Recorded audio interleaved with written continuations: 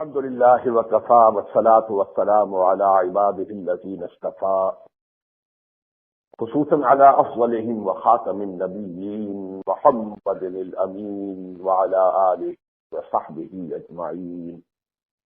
أما بعد فقد قال الله تبارك وتعالى كما ورد في سورة آل عمران: أعوذ بالله من الشيطان الرجيم بسم الله الرحمن الرحيم.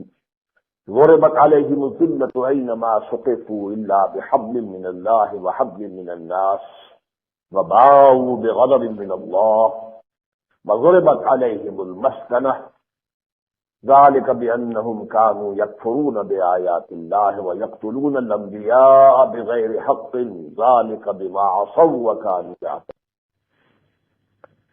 فقال عز وجل كما ورد في نفس السورة: إذ قال الله يا عيسى إني متوفيك ورافعك إلي ومطهرك من الذين كفروا وجاعل الذين اتبعوك فوق الذين كفروا إلى يوم القيامة ثم إلي مرجعكم فأحكم بينكم فيما كنتم فيه تختلفون. وقال عز وجل كما ورد في سورة النساء: وَإِن مِّنْ أَهْلِ الْكِتَابِ إِلَّا لَيُؤْمِنَنَّ بِهِ قَبْلَ مَوْتِهِ وَيَوْمَ الْقِيَامَةِ يَكُونُ عَلَيْهِمْ شَهِيدًا. وقال عز وجل كما ورد في سورة الزخرف: وَإِنَّهُ لَعِلْمٌ لِلسَّاعَةِ فَلَا تَمْتَرُنَّ بِهَا صدق الله العظيم. رب اشرح لي صدري ويسر لي أمري واحلل عقدة من لساني يفقهوا قولي. اللهم ربنا ألهمنا رشدنا وأعذنا من شرور أنفسنا. اللهم أرنا الحق حقا وارزقنا اتباعه وأرنا الباطل باطلا وارزقنا اجتنابه. اللهم وفقنا لما تحب وترضى وتقبل منا فإنك خير المتقبلين. آمین یا رب العالمین. حضرات، آج مجھے کچھ تو اپنے گزشتہ خطاب جمعہ میں جو کچھ خلا رہ گئے تھے انہیں پر کرنا ہے، اور جو مضمون اس خطاب میں جاری تھا سابقہ اور موجودہ مسلمان امتوں کا مستقبل، اور اس کے ضمن میں الملحمۃ العظمیٰ، تو میں یہ چاہتا ہوں آج کہ یہ جو تصادم ہونے والا ہے جس میں اصل فریق ہوں گے مسلمان اور یہودی، لیکن یہودیوں کے اعلی کار ہوں گے عیسائی، اس کا جو بالآخر انجام ہوگا وہ بھی آپ کے سامنے وضاحت سے بیان کر دوں۔ آپ کو یاد ہوگا کہ میں نے یہودیوں کے بارے میں، یہ لفظ یہودی ہمارے ہاں بطور گالی استعمال ہوتا ہے، لیکن ظاہر بات ہے کہ یہ ایک عظیم قوم تھی، ایک عظیم امت تھی، لیکن ان کا پس منظر کیا ہے، یہ کون ہیں، ان کی نفسیات، ان کی ذہنیت کیا ہے، ان کے عزائم کیا ہیں، ان کا طریقہ کار کیا ہے، اور انہیں سب سے زیادہ نفرت اور دشمنی کس سے، ان 6 امور پر میں نے کسی قدر گفتگو۔ یہ کون ہے؟ یہ حضرت یعقوب علیہ الصلوۃ والسلام کی اولاد ہے، بنو اسرائیل۔ حضرت یعقوب کا لقب تھا اسرائیل۔ عبرانی میں اسرائیل وہی معنی رکھتا ہے جو عربی میں عبداللہ، اسر اسیر، اسیر کہتے ہیں کوئی بندھا ہوا، اور ایل عبرانی میں اللہ کی ہے، اسرائیل یعنی ایل کا بندہ عبداللہ۔ پھر یہ کہ ان کی تاریخ جو ہے ابتدائی کوئی 500 برس تک تو یہ صرف ایک قوم کی حیثیت سے تھے، ابھی ان کی حیثیت امت مسلمہ کی نہیں ہوئی۔ امت مسلمہ کی حیثیت ان کی ہوئی ہے جب انہیں تورات عطا ہوئی ہے۔ یہ تقریباً 1400 قبل مسیح میں، جب حضرت موسیٰ علیہ السلام، جو بنی اسرائیل ایک یوں سمجھیے کہ انتہائی مظلومیت اور غلامی کے پھندوں میں پھنسے ہوئے تھے، انہیں نکال کر آئے ہیں اور صحرائے سینا میں کوہ طور پر پھر گئے ہیں، 40 دن کا چلہ انہوں نے وہاں کاٹا ہے، پھر انہیں تورات عطا کی گئی ہے۔ وہ نقطۂ آغاز ہے ان کی تاریخ کا بحیثیت امت مسلمہ۔ اس کے بعد سے لے کر حضور صلی اللہ علیہ وسلم کی بعثت تک، یہ 2000 برس تک ان کو حیثیت حاصل تھی امت مسلمہ کی، اور یہ بڑی طویل مدت ہے۔ ہماری تاریخ ابھی 15ویں صدی میں داخل ہوئی، انہیں 2000 برس تک یہ حیثیت حاصل ہے۔ 3 کتابیں دی گئیں، اگرچہ ہماری ایک کتاب اللہ کے فضل و کرم سے ان تینوں پر کیا بہت سی اور مزید بھی ہوں تو ان پر بھاری ہے، اپنی عظمت کے اعتبار سے، اپنی کاملیت کے اعتبار سے، لیکن بہرحال سعادات کا اپنا ایک مقام ہے۔ سینکڑوں نبی ان میں مبعوث ہوئے ہیں۔ اس کی جو ذہنیت ہے جو اس قوم کی پروان چڑھ گئی ہے، جو میں نے عرض کیا تھا کہ آدھی بات تو صحیح ہے، اس آدھی غلط ہے۔ وہ ذہنیت یہ ہے کہ we are the chosen people of the Lord, ہم اللہ کے پسندیدہ بندے ہیں، چہیتے ہیں، لاڈلے ہیں، ہم پوری دنیا پر، پوری نوع انسانی پر فضیلت رکھتے ہیں۔ یہ بات ایک حد تک صحیح ہے، اللہ نے واقعتاً انہیں فضیلت دی تھی، وانی فضلتکم علی العالمین۔ یوں سمجھیے کہ یہ مضمون ویسے تو 2 مرتبہ تو بیان ہی انہیں الفاظ میں پورا بقرہ میں آیا، اس کے علاوہ بھی 3 اور مقامات پر آیا ہے کہ تمام جہان والوں پر اللہ نے ان کو فضیلت دی، لیکن یہ حیثیت ان کی تھی، اب نہیں۔ اس وقت تک جب تک کہ یہ اللہ کے دین پر کاربند رہے، اللہ کے دین کی صحیح نمائندگی کرتے رہے، اپنے قول سے بھی اپنے عمل سے بھی، تو یہی چہیتے تھے، یہی لاڈلے تھے، یہی امت مرحومہ تھے، یہی امت مسلمہ تھے، لہذا یہ اللہ کے پسندیدہ بھی تھے، چہیتے بھی تھے، انہیں اللہ نے عصمت بھی دی تھی۔ لیکن پھر ان کے غلط اعمال کی وجہ سے انہیں معزول کر دیا گیا، اب وہ حیثیت انہیں حاصل نہیں ہے، لیکن ان کے ذہن میں ابھی تک وہ خناس موجود ہے، we are the chosen people of the Lord. اور اس کا نتیجہ یہ نکلتا ہے کہ ان کا جو بچہ بھی پیدا ہوتا ہے اس کی گھٹی میں یہ بات ڈال دیتے ہیں۔ یہ ایک احساس ایسا ہوتا ہے کسی قوم کے افراد میں، اگر بچپن ہی سے یہ بات ڈل جائے، اس کے اندر ایک حوصلہ، ایک امنگ، ایک عزم، جیسے کہ جرمن قوم جو ہے اس کو بھی ایک نشہ پلایا گیا تھا کہ ہم تو اسپیشل، جو ہماری قومیت ہے، we are a superior race. Hitler نے وہ ایسا نشہ پلایا ہے انہیں جس کی وجہ سے آپ نے دیکھا کہ ان کے اندر کتنی قوت پیدا ہو گئی۔ تو یہ جو نشہ ہوتا ہے، یہ نشہ کے اندر بھی آدمی بہت کچھ کام کر گزر رہا ہے۔ اس حوالے سے یہ ان کے اندر جو ہے ایک، جس کو کہتے ہیں کہ ان کے اندر عزیمت ہے، ہمت ہے، امنگ ہے، مقاومت ہے۔ چنانچہ تاریخ میں جو ان پر 4 دور آ چکے ہیں، ان میں انتہائی سخت ادوار سے یہ گزرے ہیں، بری طرح ان کا تہس نہس کیا گیا، لیکن اس کے باوجود بہت جلد وہ کھڑے ہو جاتے ہیں دوبارہ۔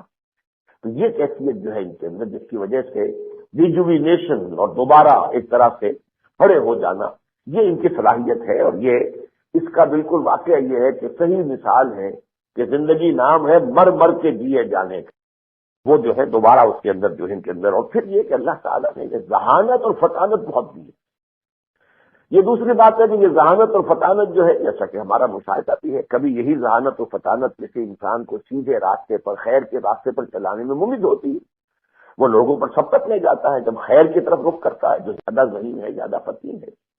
لیکن کبھی یہی ذہانت اور فطانت ایول جینیس کی شکل اختیار کر لیتی ہے، پھر بدی اور برائی اور سازش، اس کے لیے وہی ذہانت اور فطانت استعمال ہوتی ہے۔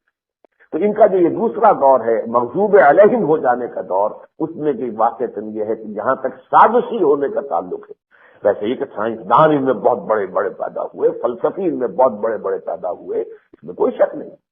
وہ ذہانت اور فطانت کا ایک مطلب یہ بھی تھا، لیکن یہ کہ سازشی ذہن ان کا جو ہے وہ بھی بہت ہی مؤثر ہے، ان کا سازش کرنے کی صلاحیت ان میں بدل جائے عتم موجود ہے۔ تو پہلا خیال تو جیسا کیا آدھا صحیح ہے، قرآن بھی اس کی تصریح کرتا ہے، وانی فضلتکم علی العالمین، لیکن اس کا آدھا حصہ غلط ہے۔ اب وہ پوزیشن ان کی نہیں ہے۔ قرآن مجید نے اس کی نفی کی ہے، فلم یعذبکم بذنوبکم، ایسا ہی تمہارا خیال ہے کہ تم چہیتے اور لاڈلے ہو تو پھر اللہ تمہیں عذاب کیوں دیتا رہا ہے؟ یہ نبوکدنضر کو ہاتھوں پٹوایا، کبھی اسیرینز کے ہاتھوں پٹوایا، کبھی یونانیوں کے ہاتھوں تمہاری برکت بنی، کبھی رومیوں نے تمہیں کچلا مسئلہ، اس صدی میں جو ہے ہٹلر نے، جرمنوں نے تمہارے ساتھ جو کچھ کیا ہے وہ تو تازہ ترین واقعہ ہے۔ یہ تو تمہارا تو اللہ کے چہیتے اور لاڈلے ہونے کا کوئی ثبوت نہیں ہے، بل انتم بشر ممن خلق، تم بھی ایسے انسان ہو جیسے اللہ نے اور انسان۔ اللہ تعالیٰ کے ہاں کسی کا مقام اور کسی کی عظمت، کسی کی فضیلت اس کے ایمان اور عمل صالح کے اوپر اس کا دار و مدار ہے، کسی نسل سے اس کا کوئی تعلق نہیں۔ اب اسی میں ان کے ساتھ 2 چیزیں اور ان کی ذہنیت میں پیوست ہو گئی ہیں۔ ایک یہ کہ مکمل انسان صرف ہم ہیں، باقی انسان جو ہیں وہ تو انسان نما حیوان ہے، اور نمبر 2 جیسے حیوانات کو استعمال کرنا یہ انسانوں کا حق ہے، بیل کو ہل میں جوت لیں، رہک میں جوت لیں، جو بھی چاہیں کریں، اسی طریقے سے ہمارا حق ہے کہ ہم باقی انسانوں کو استعمال کریں، استحصال کریں، ان کا خون چوسیں، بائی ہوک اور بائی کروک، جائز یا ناجائز کسی بھی راستے سے، یہ ہمارا حق ہے۔ یہ دونوں خیال ان کے وہ ہیں کہ جن کی تائید نہ تو تورات سے ہوتی ہے، کوئی ثبوت تورات میں موجود ہے۔ قرآن نے تو نفی کی ہے، بل انتم بشر ممن خلق، جیسے اور انسان ہے ویسے تم انسان ہو۔ ایسی بات نہیں ہے کہ بقیہ انسان جینٹائلز اور گوئمز جو ہیں وہ حیوانات ہیں، اصلاً تو حیوان ہے، بس صرف شکل میں انسان نظر آتے ہیں، بات غلط ہے۔ لیکن یہ نظریہ جو ہے، دونوں نظریے ان میں جو پختہ ہوئے وہ تالمود کے ذریعے سے ہوئے۔ ان کی جو اصل کتاب ہے جس پر ان کا عمل ہے، یوں سمجھیے ان کی فقہ اور ان کے لائحہ عمل جو ہے ان کا، اور ان کے اس وقت کے جو عقائد ہیں ان کا جو مستند بننا، اسے تالمود کہتے ہیں۔ یہ تالمود جو ہے یہ کوئی الہامی کتاب نہیں ہے، یہ تورات میں شامل نہیں ہے۔ یہ تو یوں سمجھیے کہ ان کے ربائس جو ہیں بعد میں انہوں نے جو فیصلے کیے، جو بھی، جیسے کہ اب عیسائیوں میں پوپ جو فیصلے کرتے رہے ہیں، اسی طریقے سے وہ فیصلے مرتب ہو کر وہ تالمود، یہ سارا تالمودی ذہن ہے جو ان کے اندر اس حوالے سے ہے کہ ہم صرف انسان ہیں، باقی جو ہے انسان وہ حیوانات ہیں، ان کا خون چوسنا بائی ہک اور بائی کروک ہمارا حق ہے۔ تو یہ تو ایک مضمون تھا جس میں کچھ خلا رہ گئے تھے جنہیں میں نے اس وقت پُر کیا ہے۔ دوسری بات میں نے عرض کی تھی کہ سابقہ اور موجودہ مسلمان امتوں کی تاریخ جو ہے اس میں بہت گہری مطابقت ہے۔ حدیث میں نے بہت دفعہ سنائی ہے، لَيَأْتِيَنَّ عَلَىٰ أُمَّتِي مَا أَتَىٰ عَلَىٰ بَنِي إِسْرَائِيلَ حَسْبَ النَّعْلِ بِالنَّعْلِ۔ حضور نے فرمایا میری امت پر بھی وہ سارے حالات وارد ہوں گے جیسے بنی اسرائیل پر ہوئے تھے، بالکل ایسے کہ جیسے ایک جوتی، ایک جوڑے کی ایک جوتی دوسری جوتی سے مشابہ ہوتی ہے۔ اس حوالے سے دو عروج، دو سوال ہیں۔ یہ قرآن مجید جب نازل ہو رہا ہے حضور پر، اس وقت یہ چار دور ان پر گزر چکے تھے۔ پہلے دور کا جو کلائمیکس ہے، جو اس کی چوٹی ہے، وہ حضرت طالوت، حضرت داؤد، حضرت سلیمان کا عہد حکومت۔ پھر کئی صدیوں پر جو ان کا زوال ہے مسلسل، اس کا جو یوں سمجھیے کہ لوئسٹ ایب ہے، زوال کی جو انتہا ہے، وہ پہلے اسیرینز کے ہاتھوں سلطنت اسرائیل کا خاتمہ، اور پھر نیبوکڈنیزر کے ہاتھوں یہودا جو دوسری حکومت تھی اس کا بھی خاتمہ، اور یہ کہ لاکھوں کو قتل کیا، لاکھوں کو وہ کیپٹیو بنا کر لے گیا، اور یہ کہ ان کا ہیکل مقدس حضرت سلیمان نے بنایا تھا اسے مسمار کر دیا، پورا یروشلم برباد کر دیا، کوئی دو اینٹیں بھی خالی نہیں چھوڑی۔ لیکن اس کے بعد پھر ری جنریشن ان میں ہوئی، دوبارہ ایک پھر ان کے اندر نیکی کی ایک دعوت اٹھی، دعوت توبہ، اور حضرت عزیر علیہ الصلوۃ والسلام جو ہے وہ منادی انہوں نے کی، توبہ کی، پھر ان کے اندر ایمان، عمل صالح، تو پھر اللہ نے عروج انہیں دیا۔ پھر ان کا جو سیکنڈ عروج ہے، سیکنڈ رائز، اس کا جو ہے کلائمیکس وہ ہے مکابی پاور، جو اپنے زمینی حدود میں تو حضرت سلیمان کی سلطنت سے بھی زیادہ بڑی تھی، اگرچہ حضرت سلیمان کی سلطنت بالکل اور قسم کی تھی، ان میں تو جنوں پر بھی انہیں حکومت تھی، انہیں ہوا پر بھی حکومت حاصل تھی، تو وہ حکومت تو کسی اور کو اللہ نے نہیں دی ہے۔ لیکن یہ ہے کہ جہاں تک زمینی جو رقبہ تھا تو مکابی پاور جو ہے وہ زیادہ بڑی تھی بنسبت حضرت سلیمان علیہ السلام کی سلطنت۔ لیکن پھر ان کے اوپر زوال آیا، پھر ان کے اندر بد عملی پیدا ہوئی، عقیدے گھڑ لیے گئے، بس ایک زوم باقی رہ گیا کہ ہم تو اللہ کے چہیتے اور لاڈ لیں۔ پھر زوال آیا، پھر پہلے یونانیوں کے ہاتھوں پٹے سکندر، اور سکندر کا پھر جو دوسرا جو اس کا یوں سمجھیے کہ اس کے بعد سیلیوکس اس کے جنرل میں سے جو آیا ہے، سیلیوسڈ دور کہلاتا ہے یہ۔ پھر اس کے بعد رومنس کے ہاتھوں پٹتے رہے، انہی کی حکومت تھی جب حضرت علیہ السلام مبعوث ہوئے ہیں۔ اس کا لوئسٹ اب آیا سن 70 عیسوی میں، جبکہ ٹائٹس رومی نے پھر یروشلم پر حملہ کیا، 1,33,000 یہودی ایک دن میں قتل کیے۔ سیکنڈ ٹیمپل جو بنا لیا گیا تھا دوبارہ، سیکنڈ رائز جب ہوا تو انہوں نے وہ اپنا جو ہیکل سلیمانی اسے دوبارہ تعمیر کر لیا تھا، اسے وہ سیکنڈ ٹیمپل کہتے ہیں، اسے بھی گرا دیا گیا، وہ اب تک گرا پڑا ہوا ہے۔ سن 70 سے 2000 تک جو سمجھیے 1930 برس سے ان کا خانہ کعبہ گرا ہوا ہے۔ یہ وہ تھی کیفیت جو کہ حضور کے بعثت کے دور سے چل رہی تھی۔ دو عروج، دو زوال۔ ہمارے بھی دو عروج اور دو زوال آئے۔ پہلا عروج عربوں کی زیر قیادت، اور اس کی انتہا جو ہے وہ بنو عباس کا جو ازلی عہد ہے، ہارون الرشید اور مامون الرشید کا دور، عظمت کے اعتبار سے وہ ہمارا دنیاوی اعتبار سے عظمت کی انتہا ہے۔ پھر زوال آیا، وہاں ایسیرینز کے ہاتھوں آیا تھا، یہاں صلیبیوں کے ہاتھوں آیا، وہاں نیبوکڈنیزر کے ہاتھوں آیا تھا، یہاں ہلاکو اور تاتاریوں کے ہاتھوں آیا، کروڑوں مسلمان قتل۔ لیکن پھر ایک احیاء ہوا، لیکن اب یہ احیاء جو ہے یہ عربوں میں نہیں ہوا، بلکہ اللہ تعالیٰ نے انہی تاتاریوں کو اسلام کی توفیق دے دی جن کے ہاتھوں کروڑوں مسلمان قتل، انہی کے مختلف قبیلوں سے عظیم سلطنت کے وجود۔ ترکان تیموری کی ہندوستان میں، ترکان صفوی کی ایران میں، ترکان سلجوقی مڈل ایسٹ میں، ترکان عثمانی تو پھر گریٹ آٹومان امپائر 400 برس تک جو ہے وہ دنیا کی عظیم ترین سلطنت رہی. لیکن پھر زوال آیا.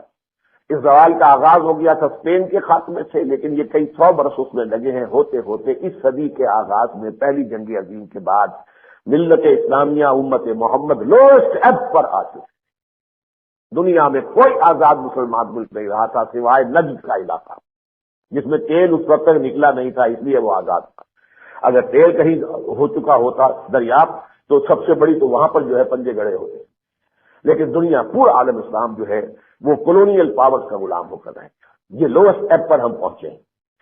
اب اس کے بعد سے ایک موومنٹ شروع ہوئی ہے جو دونوں کی، لیکن میں اس کے بعد میں عرض کروں گا کہ یہ تو میں نے مشابہت آپ کے سامنے بیان کی ہے ان دونوں امتوں کی. دو عروج، ان میں کچھ فرق بھی ہے. 4 امور نوٹ کر لیجئے کہ ان دونوں کی تاریخ میں فرق ہے. کیا یہ کہ ان کی تاریخ میں انقلاب کی تکمیل اور اسلامی ریاست کا قیام حضرت موسیٰ کی زندگی میں نہیں ہو سکتا، ان کے انتقال کے بعد ہوا ہے. اور وہ بھی ایک حکومت نہیں، 12 حکومتیں انہوں نے بنا لی. لہذا ان کا جو دور خلافت راشدہ ہے وہ حضرت موسیٰ کے 300 برس بعد شروع ہوا ہے.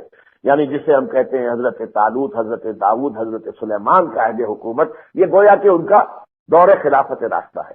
لیکن ان کے رسول اور اس خلافت راشدہ میں 300 سال کا فصل ہے. جبکہ ہمارے ہاں اللہ کے فضل و کرم سے، حضور کے دست مبارک سے، حضور ہی کی محنت اور جد و جہد سے، اور آپ کے ساتھ آپ کے صحابہ کرام کی قربانیوں سے، محمد الرسول اللہ والذین معہ، ان کی کوششوں سے حضور کی زندگی ہے میں جال حق و ازاق الباطل، انقلاب مکمل ہوا اور پورے جزیرہ نما عرب پر اللہ کا دین غالب. اور خلافت راشدہ بھی متصل ہے، کوئی فرق ہی نہیں. تو وہ گاڑی جو چلی ہے آگے تو پھر حضرت ابوبکر، حضرت عمر، حضرت عثمان، اور یہ نوٹ کیجیے وہاں بھی 3 ہی کو میں گن رہا ہوں خلفائے راشدین میں سے، طالوت، داؤد، سلیمان علیہ السلام. یہاں بھی 3 ہی ہیں اصل میں. حضرت علی خلیفہ راشد ہے، لیکن حضرت علی کے دور میں وہی حادثہ ہو گیا تھا کہ جو اس سے پہلے حضرت سلیمان کے انتقال کے بعد ہوا تھا کہ وہ پوری مملکت 2 حصوں میں تقسیم ہو گئی، ایک اسرائیل، ایک یہودا.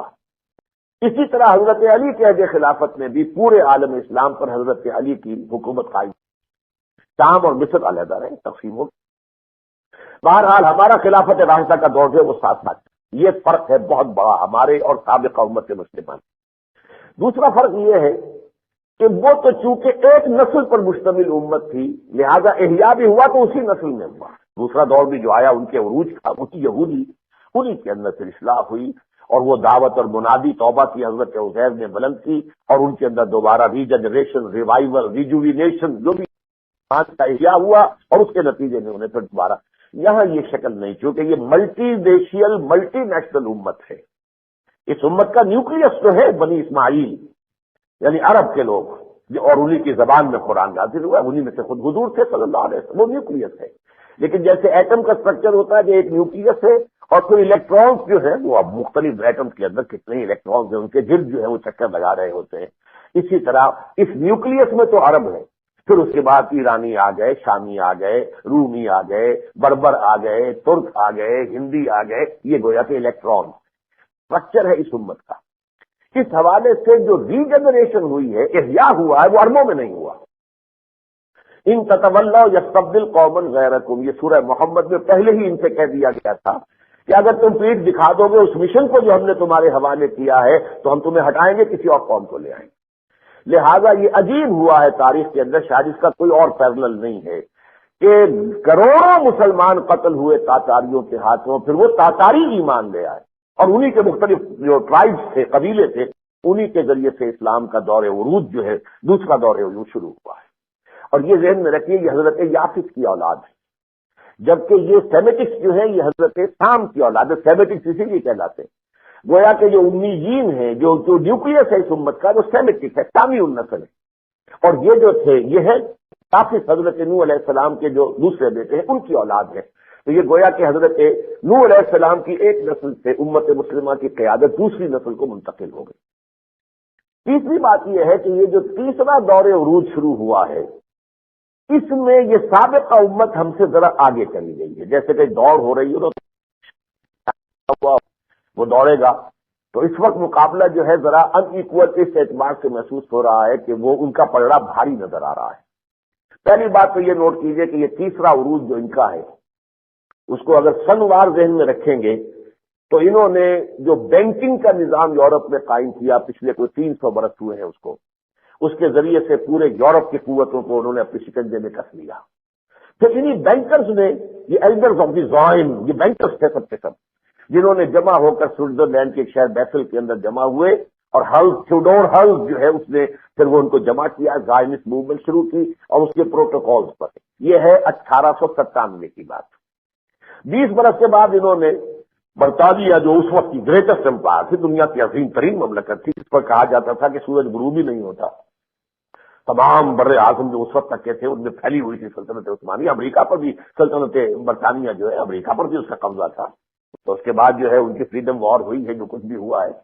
تو اس حوالے سے یہ جو ایک قوت تھی اس کے ذریعے سے جو بھی ہم پر مسلمانوں پر پھر عذاب آیا ہے لیکن اسی کے ہاتھوں سے ان کو وہ بالفور ڈکلیریشن کے ذریعے سے یہ حق حاصل ہوا کہ یہ فلسطین میں جائیداد خرید سکتے ہیں, سیٹل ہو سکتے ہیں. پھر اس کے بعد زمانہ ذرا بدلا ہے.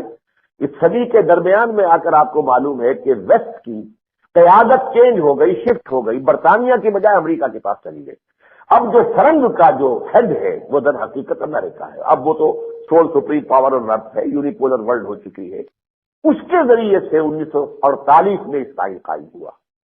1967 کی جنگ میں انہوں نے قبضے کر لیے, یروشلم پر بھی قبضہ کر لیا. دوبارہ یروشلم ہمارے ہاتھ سے نکل گیا. پہلے صلیبیوں کے ہاتھوں نکلا تھا یہ سن 1099 میں, اور 88 برس بعد 1187 عیسوی میں یہ صلاح الدین ایوبی رحمۃ اللہ علیہ نے واپس کیا تھا. اربوں میں دم نہیں تھا کہ واپس لے سکتے. یہی حال اب ہے, اربوں نے کھویا ہے, یہودیوں کے قبضے میں ہے, اور یہ کہ ان کے واپس لینے کا کوئی انسان اربوں کی حد تک نظر نہیں آتا کہ وہ اسرائیل کے مقابلے میں کھڑے ہو کر اسے واپس لے سکے. واپس وہ آنا ہے وہ میں بعد میں عرض کروں گا. بہرحال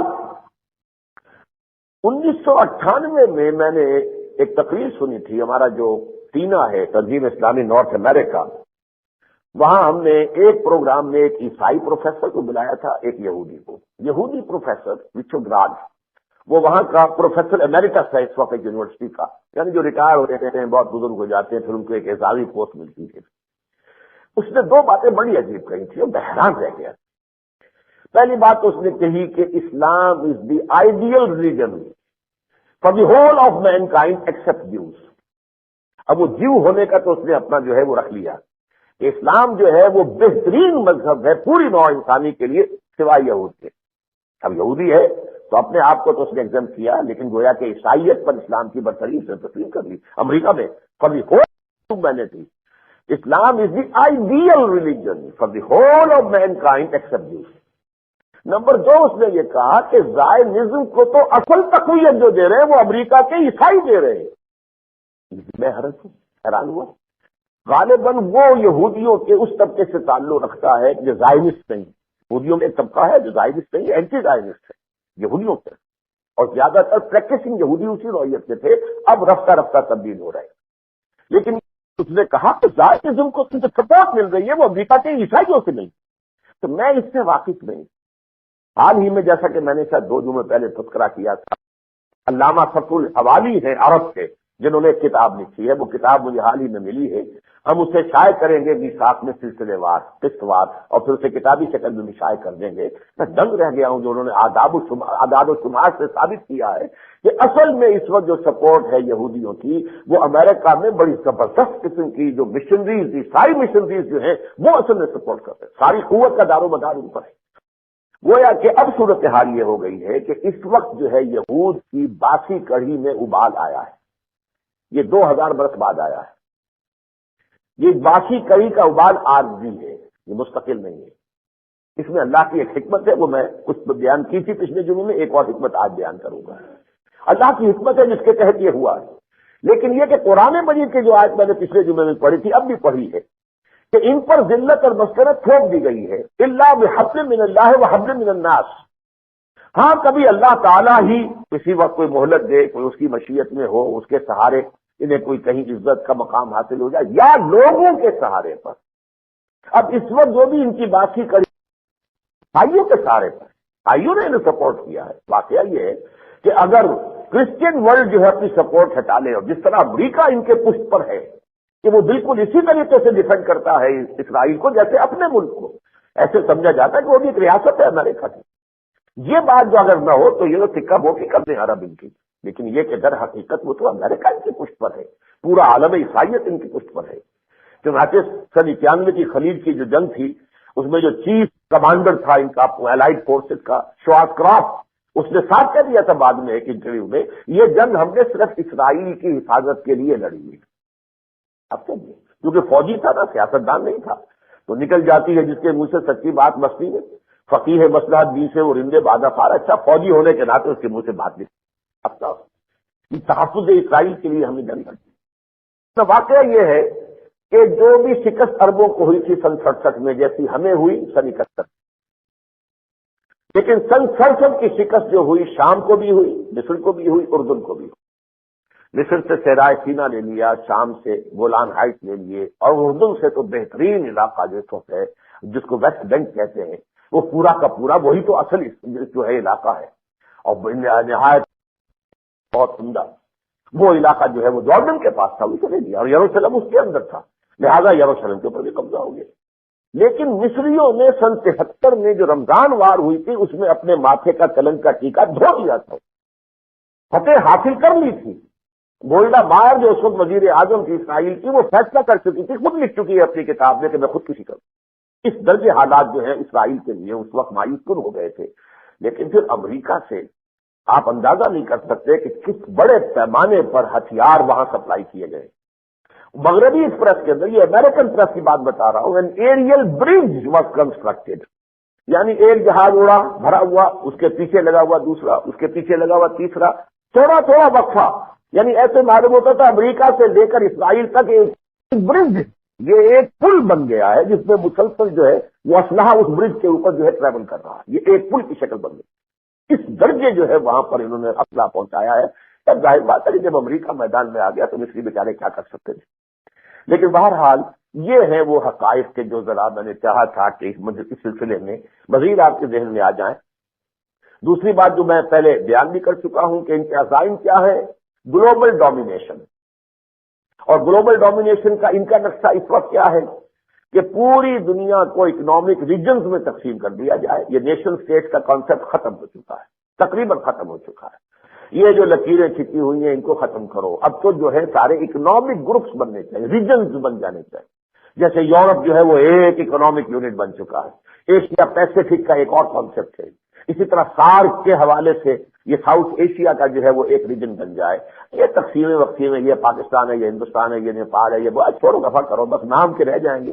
باقی یہ ہے کہ یہ تمام اکنامک ریجنز بن جائیں گے، اور ان میں ظاہر بات ہے کہ ملٹی نیشنلز جو ہیں اور وہ ورلڈ ٹریڈ آرگنائزیشن کے ذریعے سے ساری لوگ، ساری دنیا کے لوگ محنت کریں گے، مشقت کریں گے، لیکن اس میں کمائی جو ہے ان کی، اس کی ملائی وہ ان بینکوں کے ذریعے سے، قرضوں کے ذریعے سے، ان کے سود کے ذریعے سے یہ ساری کی ساری اسرائیل کی طرف آتی چلی جائے. اس طریقے سے گلوبل ڈومینیشن یہ ان کا اصل میں مقصد ہے. مذہبی جو ان کے یہودی ہیں ان کا کانسیپٹ ذرا مختلف ہے. ان کے سامنے دو مقاصد ہیں. یہ جو پہلا میں نے مقصد بیان کیا ہے یہ ہے سیکولر سائنسٹ جو یہودی ہے اس کا. ان کا کہنا یہ ہے کہ ہمیں آم کھانے ہیں، پیڑ گرنے کا فائدہ نہیں نا، ہمیں تو ایکسپلائٹ کرنا ہے نا پوری دنیا کو. تو اس طرح کے ریجنز بنا دو.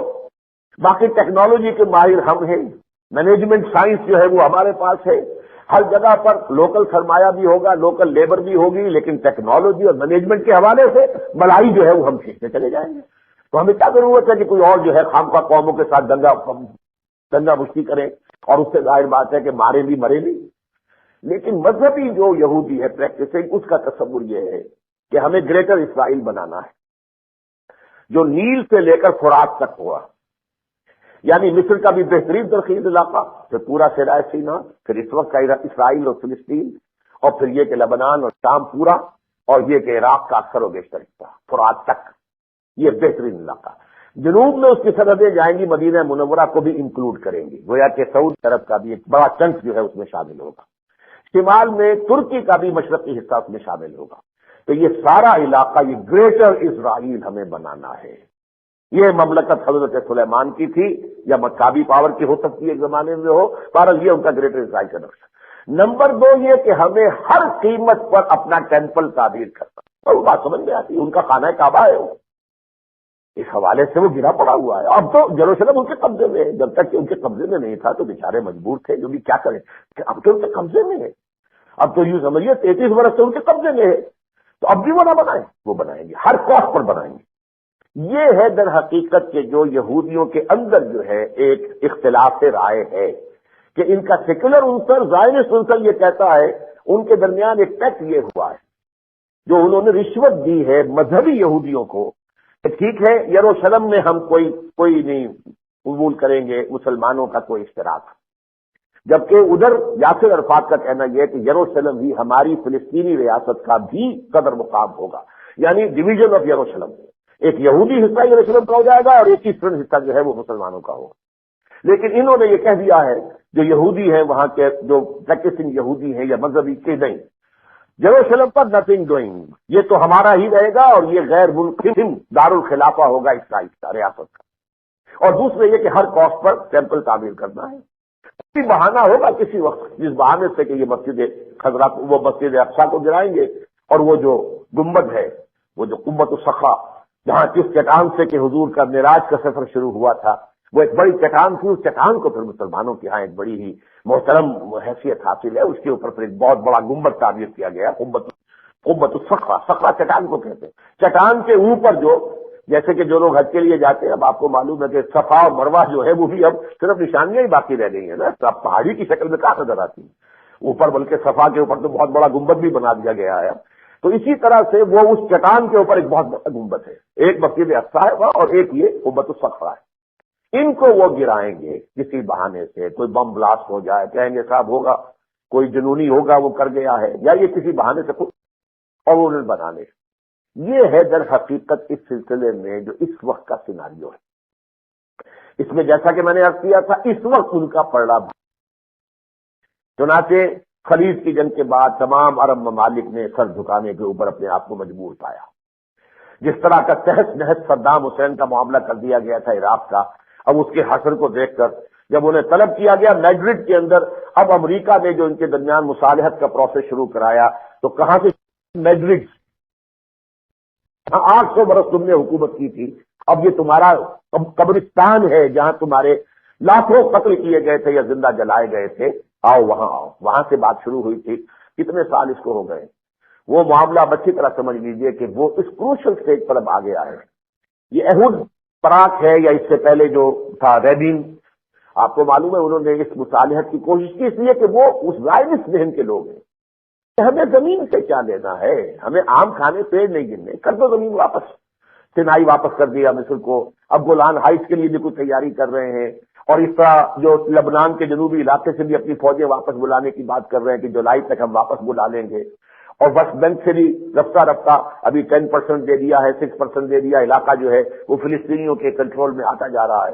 تو وہ لینڈ فار پیس، اس فارمولے کے تحت کہ زمینی جو ہم نے قبضے کیے ان کو واپس کر دیا جائے تاکہ امن ہو جائے، امن ہو جائے، یہ پورا ایک ریجن ہوگا، تیل ان کا ہے، دولت ان کے پاس ہے، پیٹرول ڈالر کے انبار ان کے پاس ہے، پھر یہ کہ غریب عرب بے شمار ہیں کہ جو محنتی ہمیں مل جائیں گے، لیبرس، اس ریجن کو تو ہم بنا دیں گے پوری دنیا کے اندر جو انڈسٹریل جو ہے اس کے ٹاپ پر لے جائیں گے، اور اس کو ملائی ہم کھائیں گے، مکھن ہم کھائیں گے، چھاچھ ان کو پلائیں گے۔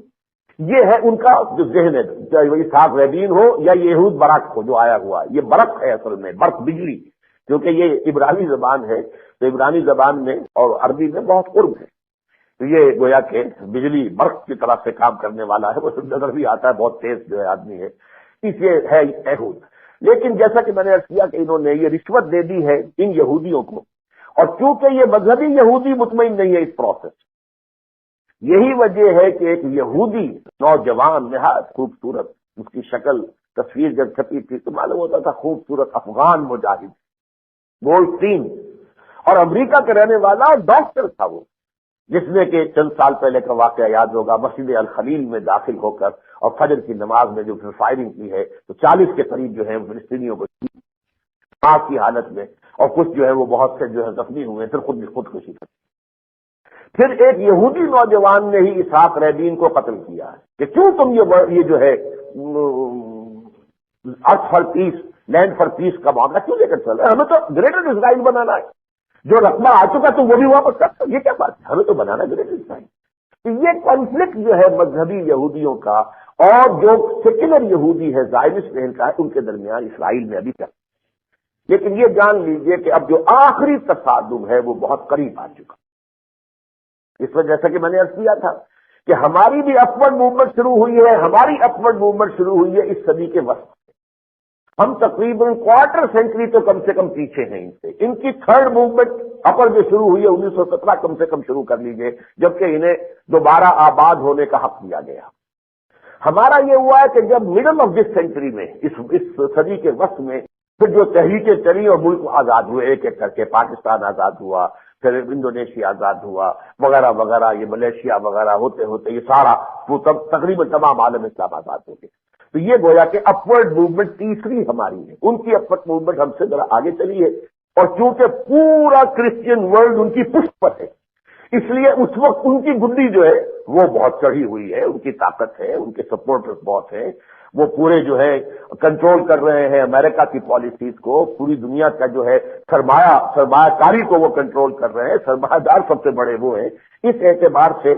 لیکن یہ ہے کہ یہ معاملہ جب آگے بڑھے گا، یہ بھٹی کسی بھی وقت دہک سکتی ہے، اس لیے کہ یہ پیس پروسیس اس سٹیج پر اب آ گیا ہے کہ ستمبر کا آخری ڈیڈ لائن ان کا ہے آپس میں کہ اس وقت تک ہمیں اس پیس پروسیس کو مکمل کر لینا ہے۔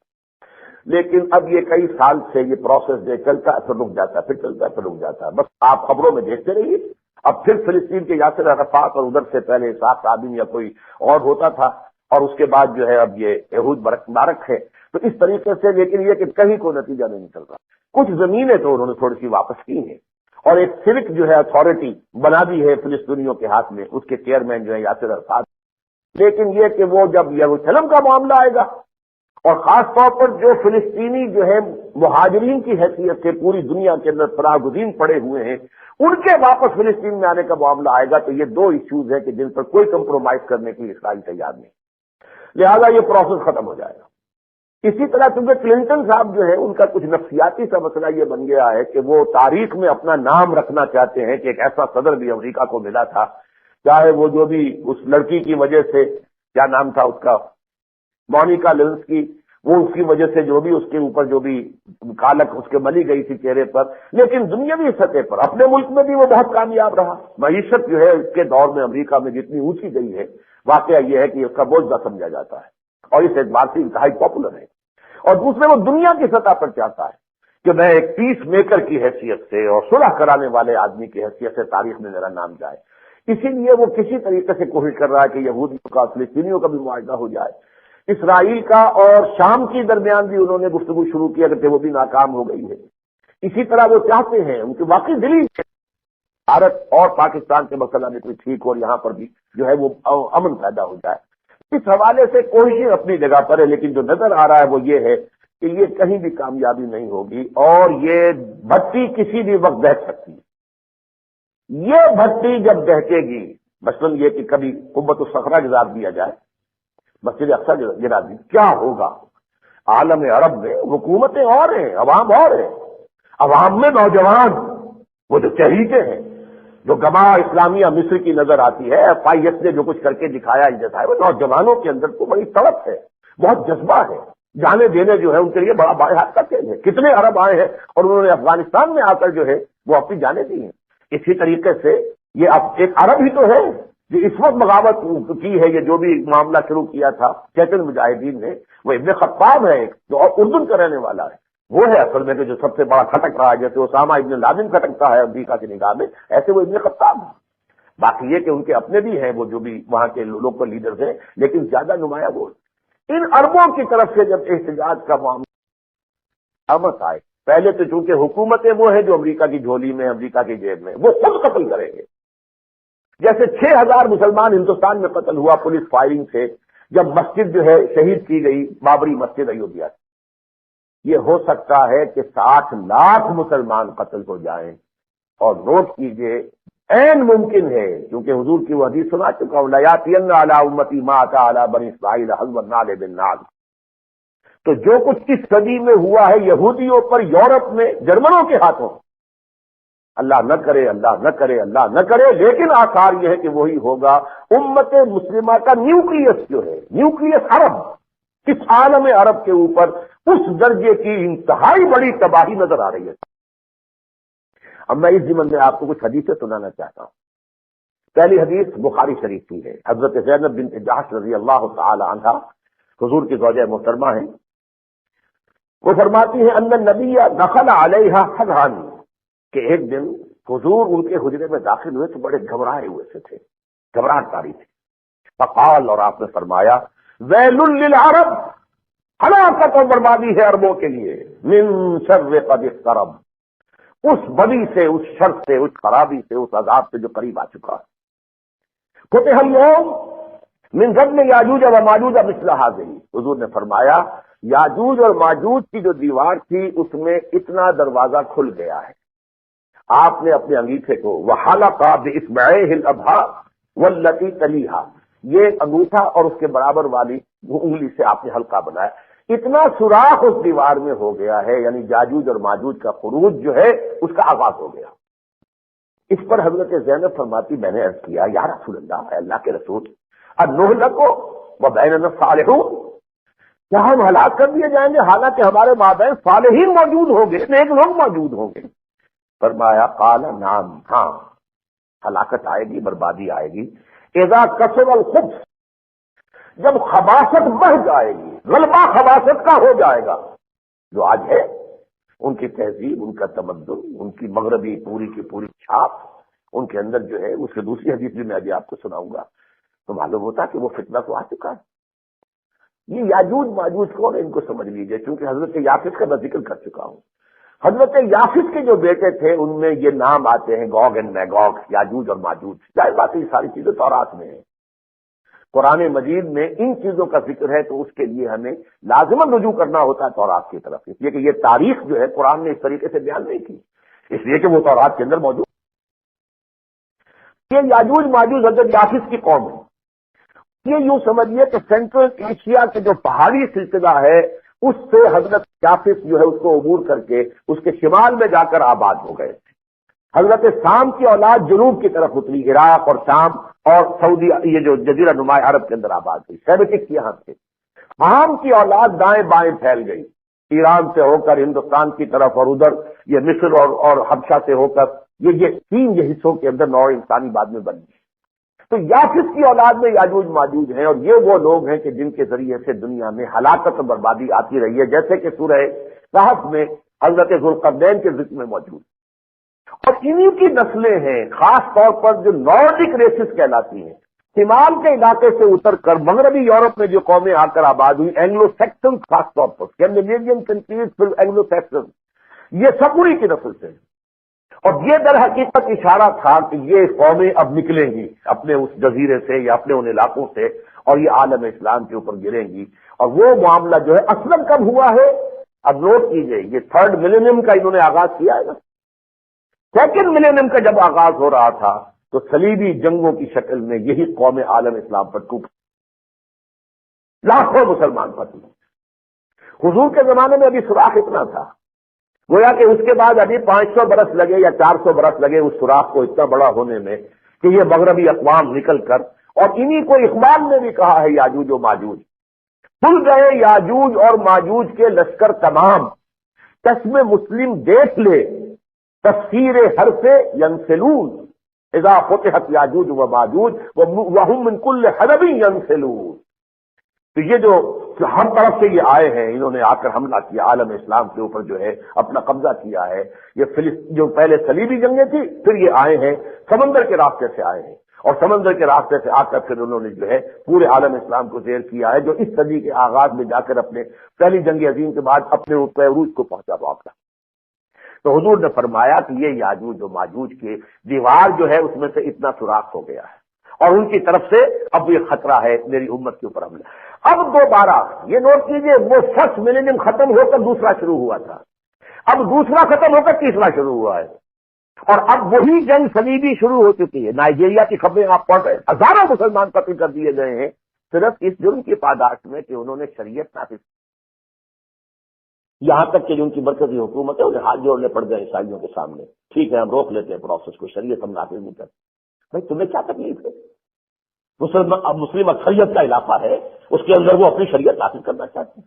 لیکن اس وقت جو ہو رہا ہے, جو خون کی ہولی کھیلی جا رہی ہے وہاں پر, یہ زیادہ اس کو نمایاں نہیں کر رہے ہیں, اس لیے کہ وہ مذہبی رنگ کی بات ہے نا. جو کچھ چچنیا میں یا کوسوو میں ہوا تھا اس سے بدتر سزا کے اوپر جو نائجیریا میں ہوا, کیونکہ افریقہ کا جو بلیک افریقہ ہے اس کا سب سے بڑا مسلمان ملک ہے نائجیریا.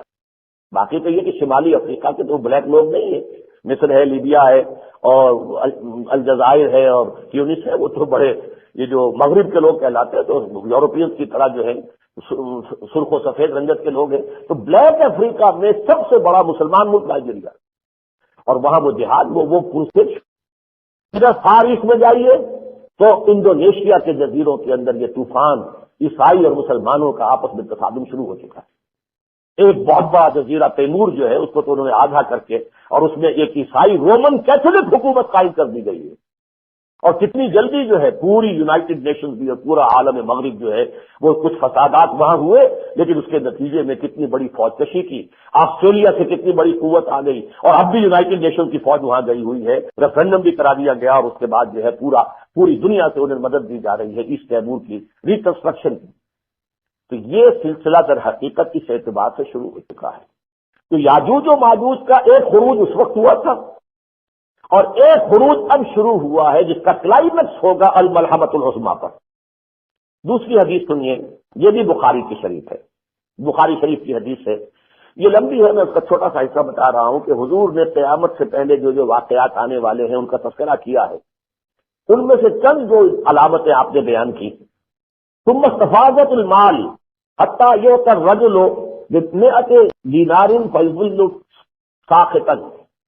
پھر دولت اتنی ہو جائے گی, مال اتنا پھیل جائے گا, اتنا عام ہو جائے گا, کسی شخص کو 100 دینار بھی دیے جائیں گے تب بھی وہ ناخوش رہے گا. یہ دیکھیے یہ صورتحال اس وقت عرب ممالک کے اندر دولت کی فراوانی اور جو ہے دولت کا پانی کی طرح بہنے کا معاملہ. جیسے دوسری حدیثوں میں آیا یا تتاولون فی البنیان, وہ اونچی اونچی عمارتیں بنانے میں ایک دوسرے سے مقابلہ کریں گے. وہ صورتحال جا کے آپ ابو دھابی میں اور دبئی میں جا کے دیکھ لیجیے, سعودی عرب میں ریاض میں دیکھیے, جدہ میں دیکھیے, سارا نقشہ ہے. مال اتنا ہو جائے گا کہ ایک شخص کو 100 دینار بھی دیے جائیں گے. گویا کہ پس منظر میں کوئی سائل اگر آئے اور اس کو 100 دینار دیے جائیں گے تب بھی وہ خوش نہیں ہوگا کہ مجھے کچھ دیا گیا ہے, اس لیے کہ دولت اتنی عام ہو چکی ہوگی. ثم فتنۃ, پھر ایک بہت بڑا فتنہ آئے گا. لا یبقى بیت من العرب الا دخلته, عربوں کا کوئی ایک گھر بھی نہیں بچے گا جس میں وہ فتنہ داخل نہ ہو جائے. وہ فتنہ ہے جو آج پورے عالم عرب میں مغربی تہذیب کی شکل میں. آپ جا کر دیکھیے عرب میں, سعودی عرب میں, باقی وہ تو بھول جائیے, وہ مصر ہو, شام ہو, یہ اور جو شمالی, وہ تو خالص عورتیں جو ہے اسکرٹ کے اندر آپ کو نظر آئیں گی. وہ تو لباس, تہذیب, تمدن بالکل جو اسلامی ہے ختم ہوا بالکل.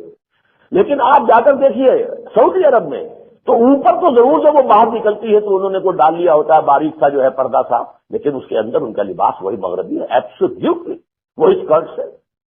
اور گھروں کے اندر ہوتی تو عموماً جانگیاں پہن کے بیٹھی ہوتی ہے, کوئی پردے کا کسی سب کا سوال نہیں. یہ حال ہو چکا ہے. اب جو کچھ ہو رہا ہے مدینے میں اور مکے کے اندر, جس طریقے سے ٹیلی ویژن کے اوپر رقص و سرود سارا عام چل رہا ہے, جس طریقے سے وہاں شراب کے جو ہے بار کھلے ہوئے ہیں مکانوں کے اندر, وہ تہذیب فتنہ جو ہے اس دور کا مغربی تہذیب کا ان کا. تو فرمایا پھر ایک فتنہ ہوگا. ثم فتنۃ لا يبقى بیت من العرب الا دخلته ثم حدۃ بینکم وبین بنی الاصفر, پھر اس کے بعد ایک صلح ہوگی تمہارے اور یہ جو وائٹ ریسز ہیں بنو الاصفر, یعنی زرد رنگت والے جو ہیں ان سے تمہاری جو ہے وہ ایک صلح ہو جائے گی. اس وقت ہوئی بھی ہے سعودی عرب کی, امارات کی, ان سب کی صلح ہے نا امریکہ کے ساتھ اور امریکہ کے ساتھیوں کے ساتھ. فَيَغْدِرُونَ, وقت آئے گا کہ وہ جو ہے اس سے غداری کریں گے, اس صلح کو توڑیں گے. فَيَأْتُونَكُمْ تَحْتَ 80 غَایَةٍ, اور اس کے بعد وہ 80 جھنڈے لے کر تم پر ٹوٹ پڑیں گے. تحت کل غایۃ 12,000, اور ہر جھنڈے کے نیچے 12,000 کی نفری ہوگی. 80 کو 12 سے ضرب دیجیے. اس کا ہلکا سا نقشہ گلف وار میں آپ دیکھ چکے ہیں, کیا چھوٹا سا ملک عراق تھا, لیکن کتنی قوت جمع کی، لاکھوں کی تعداد کے اندر، کتنے ممالک وہاں پہنچ گئے اپنی فوجیں لے کر. لیکن یہ وہ ریہرسل تھا جس کو صدام نے کہا تھا کہ یہ ام المحارب ہے، یہ تو اصل میں ماں ہے، اس کے پیٹ سے اصل جو جنم لینے والا ہے الملحمۃ العظمیٰ، اس کو سمجھ لیجئے. اس الملحمۃ العظمیٰ کا مسلم شریف میں روایت جو ہے اس کے الفاظ آئے ہیں یسیر ابن جابر رضی اللہ تعالیٰ عنہ سے، یہ بھی طویل حدیث ہے، اس کا میں صرف یہ ٹکڑا آپ کو سنا رہا ہوں.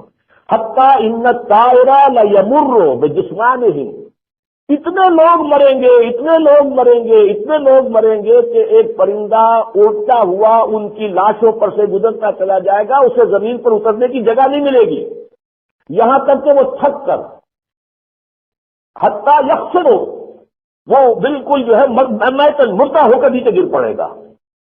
فیتعاد بنو الاب، اور اس کے بعد جو ہے کسی ایک شخص کے اگر 100 بیٹے تھے تو گنتی کی جائے گی ان میں سے کتنے بچے. کانوا مئۃ، لیکن فلا یجدون یبقى منهم الا رجل واحد، لیکن دیکھیں گے ان 100 میں سے نہیں بچا ہے مگر صرف ایک. اس پیمانے کی خوریزی آنے والی ہے جس کو میں نے کہا وہ 60 لاکھ بھی ہو سکتی ہے. اور بالکل جیسا کہا حضور نے حسب النال بالنال، یہ ہولوکاسٹ جو ہے یہ مڈل ایسٹ کے اندر، عرب ممالک کے اندر اس بڑے پیمانے کی تباہی آ سکتی ہے، اور وہ زیادہ دور نہیں ہے. لیکن پھر پاسا پلٹے گا، اللہ کی طرف سے 2 نصرتیں آئیں گی. ایک نصرت کا ظہور ہوگا جزیرہ نما عرب میں، اللہ ایک شخصیت کو اٹھائے گا، ان کو ہم مہدی کے نام سے جانتے ہیں، حضور کی اولاد میں سے، حضرت فاطمہ کی اولاد میں سے، حضرت حسن کی نسل سے ہوں. اور یہاں عرب میں خانہ جنگی اس وقت ہو رہی ہوگی. ایک دوسری حدیث جو ام سلمہ رضی اللہ تعالیٰ عنہ سے، اس میں یہ ہے کہ ایک بادشاہ کے انتقال کے بعد خانہ جنگی شروع ہو جائے گی ملک کے اندر، اور شدید اندیشہ موجود ہے کہ شہافات کے بعد یہ جو خانہ جنگی شروع ہو جائے. اس لیے کہ امریکہ کو جو ان کا ولی عہد ہے پرنس عبداللہ، وہ پسند نہیں ہے. وہ بدلیں گے عین وقت کے اوپر، جیسے کہ بدلوایا ہے ولی عہد تھا اردن کا، اسے بدلوایا عین وقت پر. 25-30 سال سے چھوٹا بھائی جو تھا شاہ حسین کا، وہ ولی عہد تھا حسن، بدل کر بیٹے کو کروا دیا. یہی انہوں نے کروایا ہے ایک اور جگہ پر بھی. یہ سارے کام انہوں نے یہاں بھی کروانے ہیں، اس لیے کہ ان کو ناپسندیدہ آدمی تو پسند نہیں ہے، لہذا وہ چاہیں گے کوئی اور اس پر خانہ جنگی ہو جائے گی. اس لیے کہ عبداللہ کے پاس کنٹرول ہے الحرس الوطنی کا، جو نیشنل گارڈ ہے، بیڈوئن فورس. اور کوشش بھی کی گئی تھی کہ اس کو اس سے معزول کر دیا جائے، لیکن وہ آ رہا، اس نے اس کا چارج نہیں چھوڑا ہے. اور اس وقت میں لوگوں کی نگاہیں ہوں گی کسی شخص پر کہ یہ جو کرائسس ہے ہمارا نیشنل، اور یہ ہنگامہ ہے، خوریزی ہو رہی ہے، تو کوئی اللہ کا بندہ جس پر کہ نگاہیں جمی ہوں گی کہ اسے میدان میں آنا چاہیے اور یہ میدان میں آ کر لیڈ کرے، لوگوں کو رہنمائی دے. لیکن وہ صاحب اس سے کنی کترائیں گے، مدینے میں رہتے ہوں گے، پھر وہ وہاں سے بھاگ کر مکے میں چھپ جائیں گے. پھر کچھ اہل اللہ ہوں گے جو انہیں تلاش کریں گے اور انہیں مجبور کریں گے.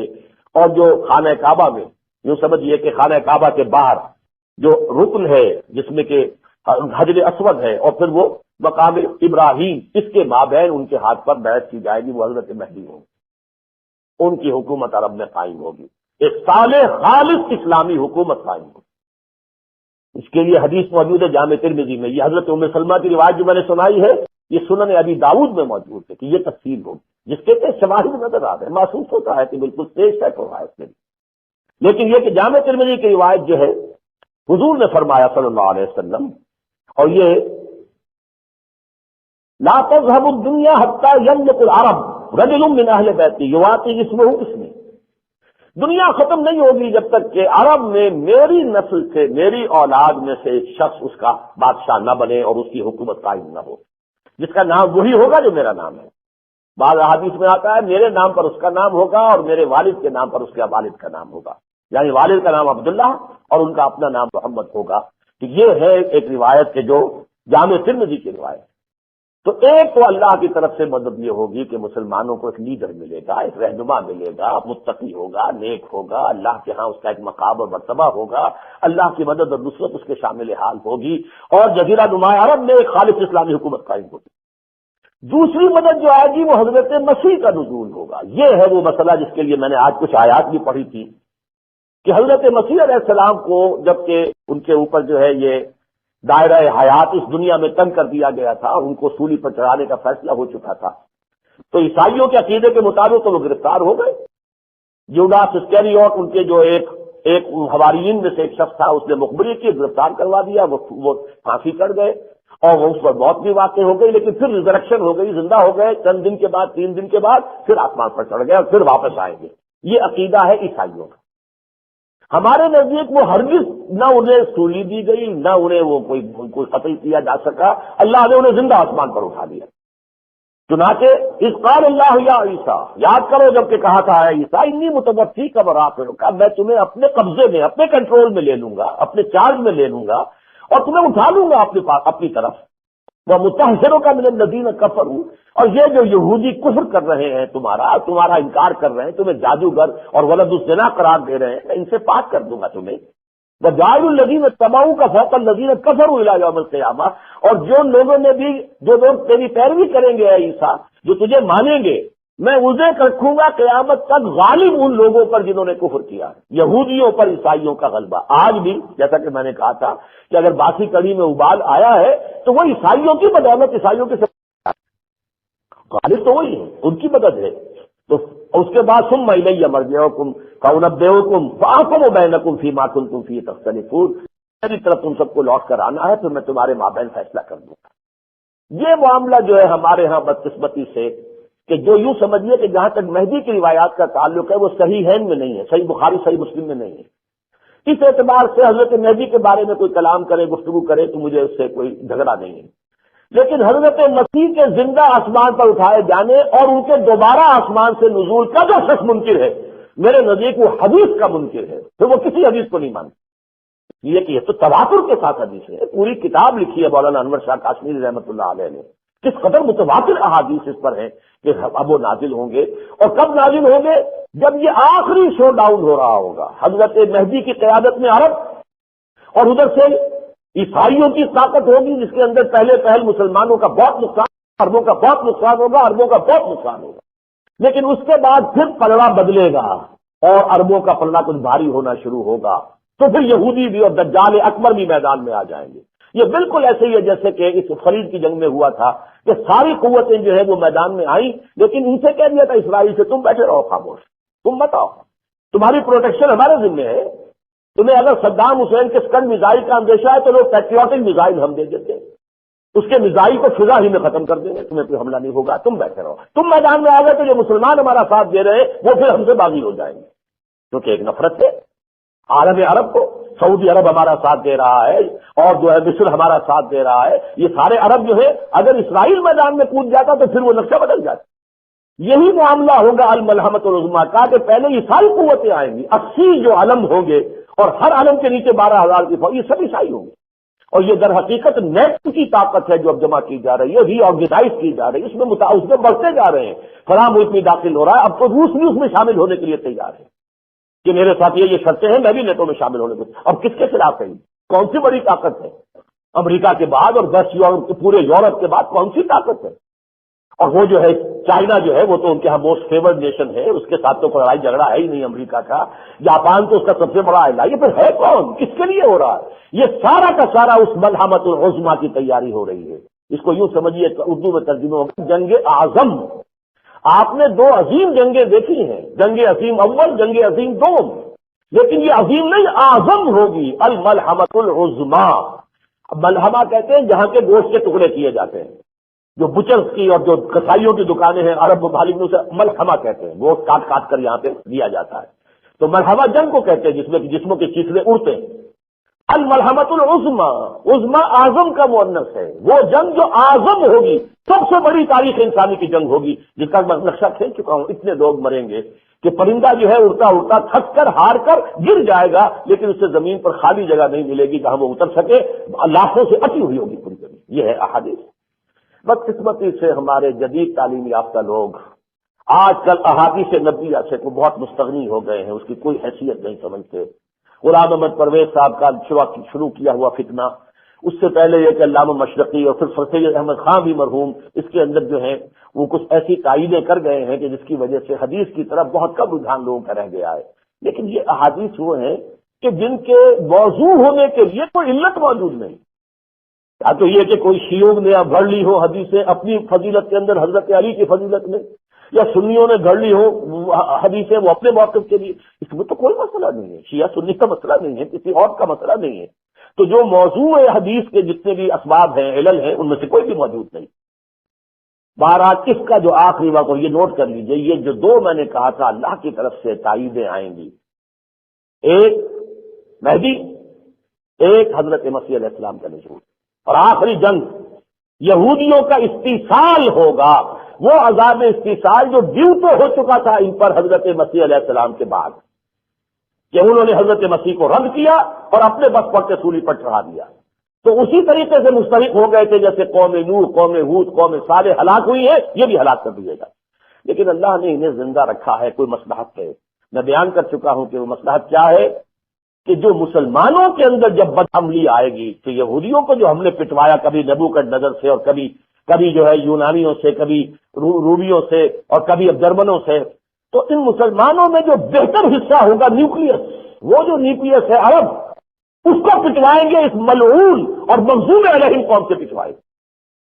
یہ حکمت معلوم ہوتی ہے، واللہ اعلم، میں اس پر دعویٰ نہیں کر سکتا، اس لیے کہ اسی وجہ سے حضرت مسیح کو بھی اٹھا لیا گیا۔ گویا کہ پورا جو ہے معاملہ سسپینس میں ہے، وہ رسول جن کو انہوں نے رد کیا ان کو اٹھا لیا گیا، اب وہ آئیں گے، انہی کے ہاتھوں یہود کا خاتمہ ہوگا، وہی جو الدجال المسیح الدجال یہودیوں کا لیڈر بن کر کھڑا ہو جائے گا، وہ مذہبی یہودی ہوگا جو کھڑا ہو جائے گا تنگ آ کر، وہ کہے گا کہ ہمیں یہ زائنسٹ منظور نہیں ہے، ہمیں تو گریٹر اسرائیل قائم کرنا ہے، ہمیں ہر حال میں جو ہے اپنا تھرڈ ٹیمپل تعمیر کرنا ہے۔ یہ کسی بھی وقت تھرو ڈاؤن ہو سکتا ہے، پریکٹسنگ یہود اور جو سیکولر یہودی ہیں ان کے مابین، پھر ان میں ایک لیڈر ابھرے گا، وہ ہوگا، وہ کہے گا میں مسیح ہوں، المسیح الدجال، وہ دجال ہے جس کو قتل کریں گے حضرت مسیح علیہ السلام، اور پھر ایک ایک یہودی قتل ہو جائے گا۔ در حقیقت یہ ساری جو اسرائیل کا قیام ہے، اور یہ جو پوری دنیا سے جھاڑو پھیر پھیر کر یہودیوں کو جمع کیا جا رہا ہے، اب یہ سلسلہ جاری رہے گا، یہ جو منتشر ہوگا کہ ڈایاسپورا میں، مشرق و مغرب اور شمال اور جنوب میں، یہ سب کے سب آئیں گے۔ ہو سکتا ہے ان کا ایک مرتبہ گریٹر اسرائیل بھی بن جائے، لیکن پھر وہی گریٹر اسرائیل ان کا گریٹر گریو یارڈ ہوگا، اور ایک ایک یہودی یہاں پہ ختم کیا جائے گا۔ یہاں تک آتا ہے کہ سوائے ایک درخت غرقد ہے، وہ تو یہودیوں کو پناہ دے گا، باقی کسی درخت کے پیچھے، کسی چٹان کے پیچھے یہودی چھپے گا، تو وہ درخت اور چٹان پکار کر کہے گی، اے عبداللہ، اے اللہ کے بندے، اے مسلمان، یہ یہودی میرے پیچھے چھپا ہوا، آؤ اسے قتل کرو۔ اور دجال جو ہے وہ مسیح الدجال کو، وہ المسیح ابن مریم، وہ اصل، وہ آ کے قتل کرے۔ یہ معاملہ ہے جو آ کر رہنا ہے۔ لیکن ان کے لیے میں چند منٹ آج زیادہ لے رہا ہوں آپ کے، ان کے لیے دو مددیں آئیں گی زمین سے، ایک تو حضرت اللہ کی طرف سے مدد، مہدی کا ظہور، اور نمبر دو نزول مسیح۔ ان دونوں کے لیے مدد آئے گی زمین سے، لیکن کہاں سے آئے گی؟ مشرق کی طرف سے اور خراسان کی طرف سے۔ پہلی حدیث سنیے، حضرت عبداللہ ابن حارث سے رضی اللہ تعالی عنہ، ابن ماجہ کی روایت ہے، یخرج الناس من المشرق یعطون للمہدی یعنی سلطان، مہدی کی حکومت کو جمانے اور قائم کرنے کے لیے فوجیں مشرق سے آئیں گے۔ ہم بھی اسی مشرق کے اندر آباد ہیں، اور اس کے لیے علامہ اقبال کا وہ شعر یاد کیجئے، میرے عرب کو آئی ٹھنڈی ہوا جہاں سے، میرا وطن وہی ہے، میرا وطن وہی ہے۔ دوسری حدیث ہے، یخرج من خراسان رایات سود، خراسان کے علاقے سے سیاہ پرچم لے کر جو ہے فوجیں چلیں گی، لا یردھا شیء، انہیں ان فوجوں کا رخ سکے گا، ان پرچموں کا رخ کوئی نہیں موڑ سکے گا، حتی تنصب بإیلیا، یہاں تک کہ وہ آ کر یروشلم میں نصب ہو جائیں گے۔ یروشلم کو دوبارہ یہودیوں سے واپس لینے والی قوت خراسان سے جائے، اور یہ خراسان کی قوت ہے جو تیار ہو رہی ہے طالبان کی شکل میں افغانستان کے اندر۔ یہ دو ملک ہیں، پاکستان اور خراسان، پاکستان اور افغانستان، ان کے اجتماع سے یہاں سے فوجیں جائیں گی، اور یہیں سے وہ فوجیں جائیں گی، حدیث میں آتا ہے کہ جو حضرت مسیح کے ساتھ ہو کر دجال سے جنگ کریں۔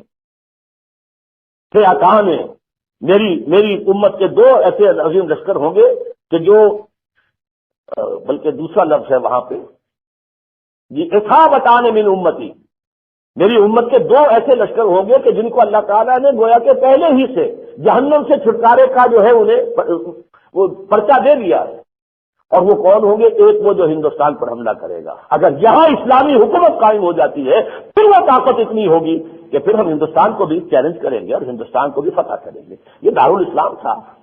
یہودی 2000 سال کے بعد اگر آ کر وہ اگر فلسطین کا دعویٰ کر سکتے ہیں تو ہم سے تو یہ کوئی ابھی صرف 200-250 برس پہلے ہمارے سے لیا گیا ہے نا، ورنہ اس سے پہلے 800 برس تک کون حکمران تھا یہاں؟ 1000 years defeat جو ہے جو کہی تھی، جو اس نے کہا تھا اندرا گاندھی نے بھی ہے نوینجر 1000 years defeat کس کے ہاتھوں تھی؟ اور دوسرا لشکر وہ ہوگا جو جائے گا اور دجال کے مقابلے میں حضرت مسیح کے ساتھ کھڑا ہو کر جنگ کرے گا۔ یہ معاملات ہیں آنے والے دور کی دھندلی سی تصویر ان احادیث نبویہ کے اندر موجود ہے۔ اب میری اس پوری گفتگو کا حاصل کیا ہے؟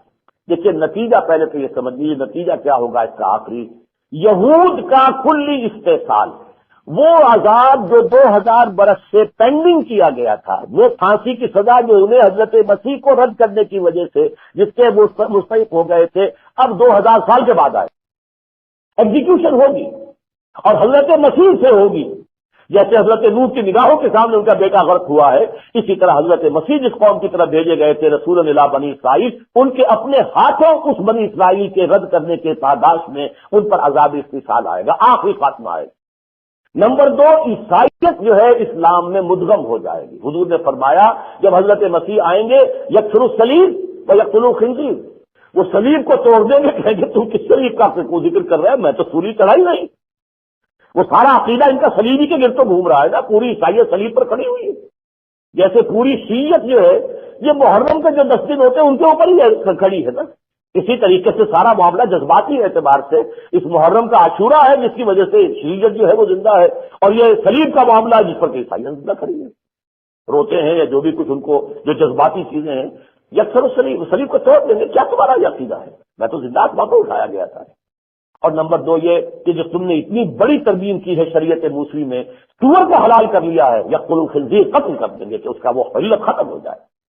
یہ دونوں کام کریں گے اور تمام عالم عیسائیت جو ہے وہ اسلام کے اندر مدغم ہو کر اور پھر پوری دنیا میں اسلام کا غلبہ ہو۔ یہ آخری نتیجہ جس کو اقبال نے کہا ہے کہ شب گریزاں ہوگی آخر جلوہ خورشید سے، ہوگا۔ اور یہ کہ یہ چمن معمور ہوگا نغمہ توحید اور دین حق کا غلبہ، جس کے لیے بہت سی احادیث صریح احادیث جو ہیں وہ میں آپ کو کئی مرتبہ سنا چکا ہوں۔ لیکن اب جو بات میں کہنا چاہتا تھا کہ ہمارے لیے اس پوری بحث کا اصل نتیجہ کیا ہے، حاصل کیا ہے، لیکن وقت ختم ہو چکا ہے۔ میں اس کو اب اپنے اگلے جمعے کے لیے وہ میں مضمون کو رکھ رہا ہوں، اس کی انشاءاللہ تکمیل جو ہے میں پھر اگلے جمعے میں کروں گا۔ بارک اللہ لی و لکم فی القرآن العظیم و نفعنی و ایاکم بالآیات والذکر الحکیم۔